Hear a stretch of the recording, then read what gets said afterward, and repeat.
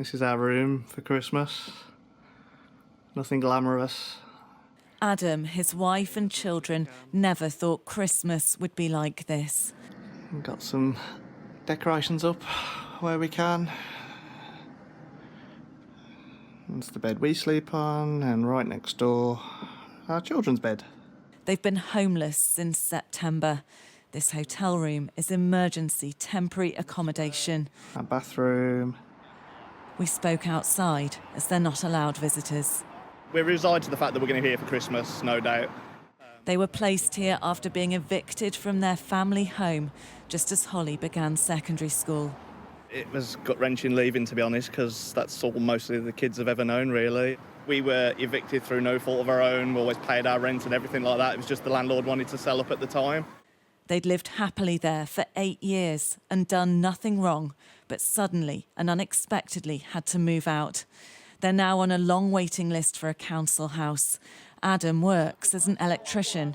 Holly's mother is a teaching assistant. They never expected to end up homeless. Quite scary because we don't really have anywhere to go. Where we were for 8 years, the rent kind of stayed the same pretty much all that time. So then to be suddenly kicked out and see what the going rate is now for rental markets, it's astronomical, really. The anxiety of it, not knowing when we're going to be out, when my children are going to have their own rooms again, quite soul-destroying, really. Holly is one of almost 139,000 children in England who'll spend Christmas in temporary accommodation like this. That's 14% more than last year, as the number of homeless families has reached a record high. The road where Adam and Holly are staying in Birmingham is lined with B&Bs that have become shelters for people who've run out of options. A few doors down, Nadia and her 3 teenagers live here. This is our kitchen area where we keep all our what we can use to cook, all our foods in there. They have to eat, study and sleep in this cramped, run-down hotel room. We can't fold our clothes. We have to just keep them in bags, and that's just because we're in temporary accommodation. We could get a call tomorrow to say we have to go. They were evicted from their privately rented home back in 2021 and hoped to get a council house then. But they're still waiting, nearly 3 years on. It becomes unbearable after a while, just like we're in a prison, just 4 walls. We talk to each other, obviously, but it's just nothing to do, because it's just one room. And I don't know what to say, really. How did you do? Nadia was working until last year as a care support worker, but she had to leave when they were offered a house 15 miles away, as she has no car. And then on the morning of the time we're supposed to move, the council called and says, no, it's fell through, you can't, you have to stay at the hotel.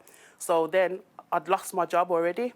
So basically I lost my income.